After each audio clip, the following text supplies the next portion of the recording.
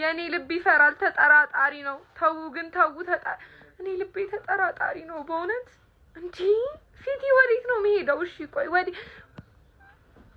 ወዴት ነው የሚሄደው ሲቲ ሁሌ በቃ አርሰናል የሆነ ጥሩ አቋም ላይ ሲኖር ወይ ጉዳት ይታመሳል ምናምን ችግር የለውም ልጅ ቢሮጥ አባቱን አይቀርምም እያልን ራሳችንን እናጽናናለን የሜ ተጫዋች ሲኖር ልክ እንደ ቼልሲ ነው ደግሞ እነ ቼልሲ ምን አይነት ስኪልፉል ምን አይነት አሲስት ነው ያደረገው በእናታችሁ ምን አይነት ለፎደን ሩበን ዲያስ ጥይት ሚሳኤል የተኮሰው ሲቲ የዛሬው ሲቲ ይለይ ነበር አሁን የዋንጫ ፉክክሩ በደንብ ነው ጋለው በደንብ አሁን ሲቲና አርሰናል በሁለት ነጥብ ነው የሚለያዩት እኔ ቼልሲ ይለያል እግሩ ኳሱ ስገባ እንዴት ነው የሚያደርጋት እድለኞች ናችሁ ቼልሲ በመኖሩ የሲቲ ደጋፊዎች የእውነት እንዴት ነው የሚያዝናናው ቼልሲ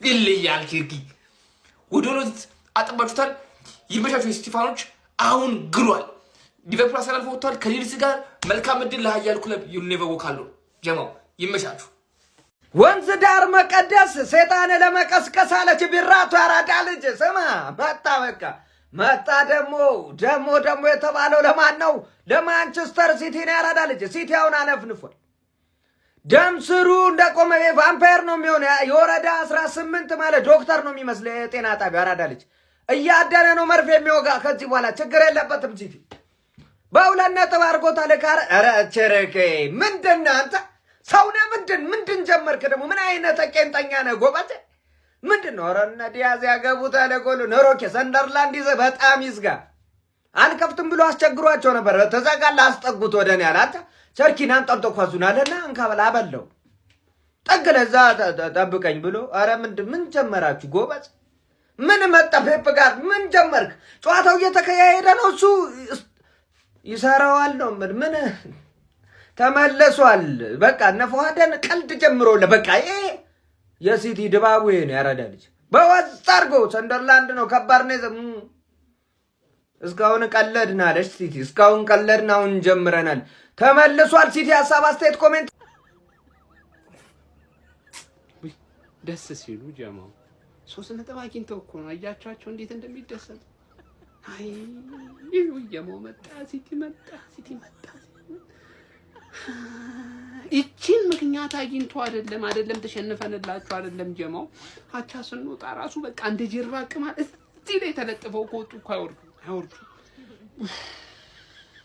እኛ እማንወጣው ፈተና ውስጥ ራሳችንን የከተተነው ደግሞ እኮ ሰንደርላንድ ለኛ ሲሆን ማለት ነው እንዴት አባቱ እንደሚገግም ይገገማ የሆነ ቡድን እንዴ ምን እኔ ቡድን የሚመርጡት ነገር እኮ ነው እንግሊዝ እኮ ነው አንዳንድ ቡድኖች ቡድን ይመርጣሉ በቃ የሚገግሙበት ቡድን ማለት ነው ለሊቨርፑል ጊዜ አሁን ሰንደርላንድ እንዴት ነበር አንተ እንዴ ለኛ ጊዜስ እንዴት ነበር ልፋጫም የሆነ ቡድን ሂድ አሰዳዊ እኔ ስንት ነገር ጠብቄ ነበር ከዚህ ጨዋታ በእውነት ነው የምላችሁ ማለት እኔ አጉላጉላ ያረጋዋል ሲቲን ብዬ ገምቼ ነበር ግን አልሆነ ይሁን በቃ ምን ማድረግ ይቻላል ደግሞ ቻል አድርገን አሁንም ቢሆን ሲቲን ለማምለጥ መሞከር ነው እንግዲህ እኔ እስካሁን ወደፊት ምን እናመልጠው ነበር የመሰለኝ ለካ ወደ ጎን ነው ያመለጥነው ይሄው ከጎናችን መቶ ቁጫል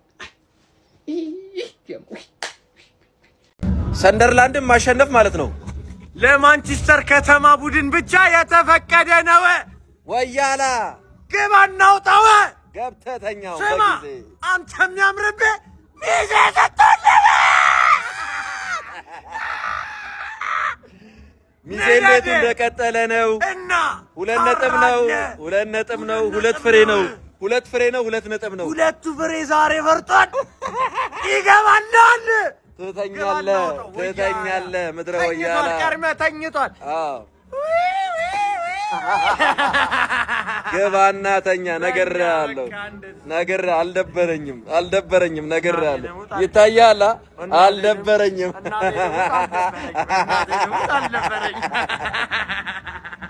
መጣችሁ አይደለ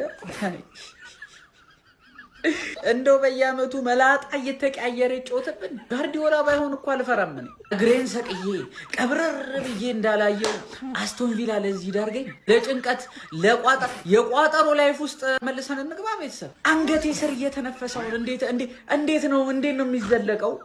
በእንቅርት ላይ ጆሮ ደግፍ ማለት ዛሬ ነው። ያጓራዬ ማለት ነው። በፈረቃ ነው የተላጠው በፈረቃ። ይሄ ደግሞ ማለት ነው ዣካ የምትባል ሰውዬ እንደዛ ከኛ ጋር የሜሪኖን ካልደበደብኩ ብለ ያለ ፓሽን ዛሬ የለም። ዛሬ ድመት ነበርክ። ወይኔ ቀጣይ ማለት ነው ጋይስ ከክሪስታል ፓላስ ናቸው። ፓላስ ሜዳ ፓላስን ሲቲ ካሸነፈ ዘንድሮ ዋር ነው። አንገት ለአንገት ተያይዘን ዋንጫኛ ነው ባይዘው ዋንጫኛ። ግን ቴሌ እየተነፈስከውን እንዴት ነው የሚዘለቀው? ሲቲ አሸንፏል። ከጨዋታው በኋላ አርቴታ ጋርዲዮላ ጋር ደውለው እባክህ ጋርዲዮላ ደቂቃ ጨምርልኝ። በፍጹም ኪፉነ ጋርዲዮላ ዘንድሮም ተከታታይ አመት ልትቀማኝ ነው። ዋንጫ መብላት የለም አካውንት የተመቶ ነው እንጂ በደንብ ረግጣችሁ ነበረ። ፕሮፋይል ውስጥ እየገባችሁ ሁላችሁም ኮፒ ሊንክ አድርጉ። አካውንታችን ቶሎ አስመልሰን ከዚህ በኋላ አበበች ደግሞ አመሏ ስለጀመራት በየሳምንቱ የወያለውን ጨጓራ እንልጠዋለን። ዋንጫ የሚባል ነገር የለም። በደንብ ኮፒ ሊንክ አድርጉ ፋሚሊ። ያንን ሲጀመር አስተላለፍ ካየው በኋላ I knew we were gonna win አውቄ ነበር እንደምናሸንፍ ያለምንም ጥርጥር። ራቦና አሲስት these two guys by the way ቸርኪ ራቦና አልፎ እነዚህ ሁለቱ ደግሞ ያላቀ I have no words። አንደኛው እዛ ጎስት ያደርጋል። ይኸው አንደኛችን ይኸው ከዲቢ የመጣ ጮታ ተናግሬ ያለው እኮ ቤስት ኢን ኢንግላንድ ስኳድ ብሎ አመን ካላመንክ ኢትስ ዮር ቾይስ። ብቻ ሩበን ዲያስ ደግሞ ቪንሰንት ካምፓኒ ኤስክ ትዝ ይላችኋል። ከሌስተር ጋር ያገባው ቪንሰንት ካምፓኒ ዛትስ ወር አይ ሶ ቱዴይ በቃ ግሊምፕስ ወዲያው ነው የመጣልኝ። ባይዞ እሱም ጎል አይቶ ያልመጣለት ደጋፊ አይደለም። አም ሶሪ እሱም ጎል እንዳየ ካምፓኒ ነው ትዝ ያለ ዋረ ጋይ ባይዶ ሩበን ዲያስ ይጫማ ትችላል።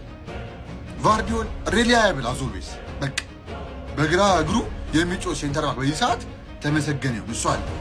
ያው ኦኬ ኢዝ ኖት ጉድ ኢናፍ አት ዘ ሞመንት እና ኒኮ ሽሎተርቤክ ምናምን ይባላል። እስቲ ዊ ኔቨር ስለሱ እናያለን። ግን ዋት ኢዝ ቲም ፐርፎርማንስ ማን አም ጀስት ሶ ፕራውድ። በቃ ምንም ችግር አልነበረም ዛሬ። አይ ላቭድ ኤቭሪቲንግ እና አጠቃለው ማሲቭ በጣም ትልቅ የሆነ 3 ነጥብ ነው የወሰድነው ዛሬ ከሰንደርላንድ ጋር። ይህ ቲም አትርሱት። ሊቨርፑልን አቻ ያስወጣ እና አርሰናል አቻ ያስወጣ ከእንደገና ቼልሲን በሜዳው ያሸነፈ ቲም ነው እና ምንም ቀላል ዋዛ ቲም ይባላል። 3 ነጥብ መውሰድ በሜዳችንም ቢሆን ኢትስ ቢግ እና በጣም አሪፍ ፐርፎርማንስ ነበረ። ስለ ቲም ሬቲንግ ሌላ ለብቻ ሰራላችኋል፣ ገብታችሁ ማየት ትችላላችሁ። ይመቻችሁ። ፔፕን የያዘ ቡድን ማመን ቀብሮ ነው ጋይስ። ማንቸስተር ሲቲ በዋንጫ ፉክክር ውስጥ አለሁበት እያለን ይገኛል። የፕሪሚየር ሊግ ዋንጫ ፉክክርም የተመለሰ ይመስላል። በ15ኛ ሳምንት እንግሊዝ ፕሪሚየር ሊግ መርሃ ግብር አዲስ አዳጊውን ፈታኙን የሌብሪስ ሬጂሱን ሰንደርላንድን በኢታድ ያስተናገደው ማንቸስተር ሲቲ 3-0 በሆነ ውጤት ከድንቅ ጨዋታ ጋር ማሸነፍ ችሏል። በዚህ ጨዋታ ላይ ለማንቸስተር ሲቲ ጎሎቹን ማስቆጠር የቻሉ ተጫዋቾች ዲያዝ፣ ቫርዲዮል እንዲሁም ደግሞ ፊል ፎደን ነበሩ። በዚህ ጨዋታ ላይ ራያን ቸርኪ የሚገርም ፐርፎርማንስ ነበረው። 2 አሲስትን በሱ ማስመዝገብ ችሎ ነበር። በተለይ ለፎደን ያደረገለት ራቦና አሲስቱ እጅግ በጣም የተለየች ነበረች። ፎደን እና ዶኩም ምን ያህል እየተሻሻሉ እንደሚገኙ በቅርብ ጨዋታዎች እየተመለከተን እንገኛለን። ዛሬም ጥሩ ፐርፎርማንስ ነበራቸው ማለት ይቻላል። ለማንቸስተር ሲቲ ሌላው ጥሩ ነገር በጨዋታው ላይ ክሊንሺት አስጠብቀው መውጣታቸው ነው ማለት ይቻላል። ሰከንድ ሃፍ እርግጥ በተወሰነ መልኩ በሰንደርላንድ ተፈትነው ነበረ። ነገር ግን ያንን ማኔጅ በማድረግ ተጨማሪ ጎል በማግኘት ነው 3-0 ጨዋታውን ድል ማድረግ የቻሉት። በፕሪሚየር ሊግ ዋንጫ ፉክክርም መድፈኞቹ አርሰናሎችን እንግዲህ በመቅረብ በ2 ነጥብ ብቻ ዝቅ ብለው በ31 ነጥብ ሁለተኛ ደረጃ ላይ መቀመጥ ችለዋል። ስለዚህ የፕሪሚየር ሊግ ዋንጫ ፉክክርም በደንብ የተመለሰ ይመስላል። የፔፕ ጋርዲዮላ ማንቸስተር ሲቲም ድል እያደረገ የተመለከትን እንገኛለን። ስለዚህ ጨዋታ ምን ትላላችሁ? ስለ ፔፕ ጋርዲዮላ ማንቸስተር ሲቲ ምን ትላላችሁ? ሀሳባችሁን ኮመንት ሴክሽን ላይ አካፍሉኝ። የፕላስ ምልክቱን በመጫን ፈጣን አዳዲስ የሆኑ እግር ኳሳዊ መረጃዎችን ማግኘት ይችላል። ማንቸስተር ሲቲ አሸንፈዋል። በ31 ነጥብ ሁለተኛ ደረጃ ላይ ተቀምጠዋል። ፕሪሚየር ሊጉ ያበደ ፉክክር ውስጥ ገብቷል። በ15ኛ ሳምንት የእንግሊዝ ፕሪሚየር ሊግ በኤቲሃድ ማንቸስተር ሲቲ ሰንደርላንድን 3-0 አሸንፈዋል። ሩበን ዲያዝ፣ ግቫርዲዮል እና ፊል ፎደን የማንቸስተር ሲቲን ጎሎች አስቆጥረዋል። በጨዋታው ላይ ራያን ቸርኪ 2 አሲስቶችን ማድረግ ችሏል። ፎደን በዚህ ጨዋታ ላይ 1 ጎል አስቆጠረ። ሩበን ዲያዝ ጎል ደግሞ አሲስት ማድረግ ችሏል። ከዚህ ጨዋታ መጠናቀቅ በኋላ ማንቸስተር ሲቲ በ30 ነጥቦች ከአርሰናል በ2 ነጥብ ልዩነት ሁለተኛ ደረጃ ላይ ተቀምጠዋል። ስለ ማንቸስተር ሲቲ እና ስለ ፕሪሚየር ሊግ ፉክክር ምን ትላላችሁ? ኮሜንት ላይ ጻፉልኝ። የፕላስ ምልክቷን እየነካችሁ ፎሎ ማድረግ እንዳትረሱ። አርሱዬ 3-0 በማሸነፍ እንዳልኳችሁ መተንፈስ ጀምሯል አፍንጫችሁ ስር። ምን አይነት ጥምረት ነው ጋይስ? ፕራይም ፎደን ኢዝ ባክ። ማንቸስተር ሲቲ እንዳልኳችሁ ባክፎሩ ነበር እንደ ችግር የሚነሳው፣ ባክፎሩም አብዷል። የሚገርም ሆኖላችኋል። ምን አይነት አሲስት ነው ያደረገው? የያዛቸው ኳሶች ሁሉ ስጋት ማለት ነው። ልክ ማንቸስተር ዩናይትድ ከኦሎምፒክ ሊዮን ያየነውን ጨዋታ እንቅስቃሴው በሙሉ ያስፈራል ማለት ነው። አደገኛ የሆነ ተጫዋች እንደ አዲስ ማንቸስተር ሲቲ ቤት መመልከታችን ጀምረናል ማለት ነው። እኔ ይሄና የሚያስደነግጡ ቲኬቶችን ከመልቀቅ ወደኋላ አላልኩም። በዚህ ቴሌግራም ቻናል ገብታችሁት አንድ ቲም ምናምን የቀረው የሀገር ትኬት ነው ያለን፣ ፍንድትድቱ ይወጣል ማለት ነው። በዚህ ቴሌግራም ቻናል ካልተቀላቀል መቼም አትበላም። ይሄና ግን ይችላል ነው ማለት ቪላ ሁሉ ዊን የተባለው